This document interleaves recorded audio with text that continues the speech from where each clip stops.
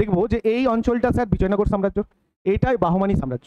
এই বাহমানি সাম্রাজ্যের কয়েকটা জায়গা আছে যার নাম, এইখানে ছিল স্যার আহমেদনগর, আহমেদনগর, আহমেদনগর।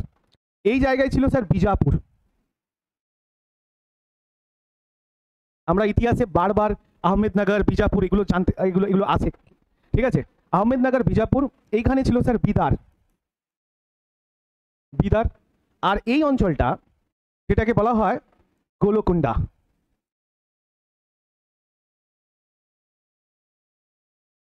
গোলকুন্ডা।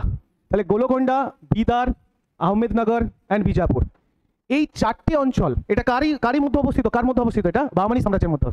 এই চারটে জায়গা, আহমেদনগর, বিজাপুর, বিদার অ্যান্ড গোলকুন্ডা, এই চারটে জায়গা একসঙ্গে যুক্ত হয়ে এরা বিজয়নগর সাম্রাজ্যের ওপর, বিজয়নগর সাম্রাজ্যের সঙ্গে যুদ্ধ করে। যুদ্ধের অ্যাকচুয়ালি কারণটা কি ছিল না, ফার্টাইল যে ল্যান্ডগুলো ছিল, উর্বর যে জমিগুলো ছিল, তার মধ্যে কে কে পড়ে আমরা তো জানি স্যার। এই জায়গায় কি অবস্থিত ছিল না, কৃষ্ণা আর তুঙ্গভদ্রা দোয়াব। আর এই অঞ্চল ছিল কি না, এটা ছিল কৃষ্ণা গোদাবরীর যে বদ্বীপ অঞ্চল। এই দুটো জায়গা, এই ফার্টাইল যে ল্যান্ডটা, এই তার উপর উর্বর জমিগুলোর এগেনস্টে এই যুদ্ধটা হয়েছিল। যুদ্ধতে বাহমানি সাম্রাজ্যের তিনটে অঞ্চল, আহমেদনগর, বিজাপুর, বিদার অ্যান্ড গোলকুন্ডা, আর এগেনস্টে ছিল বিজয়নগর সাম্রাজ্য। এই বিজয়নগর সাম্রাজ্যকে লিড করেছিল তখন কে না, যে রাজাটা লিড করেছিল তার নাম না আলিয়া রাম রাজা।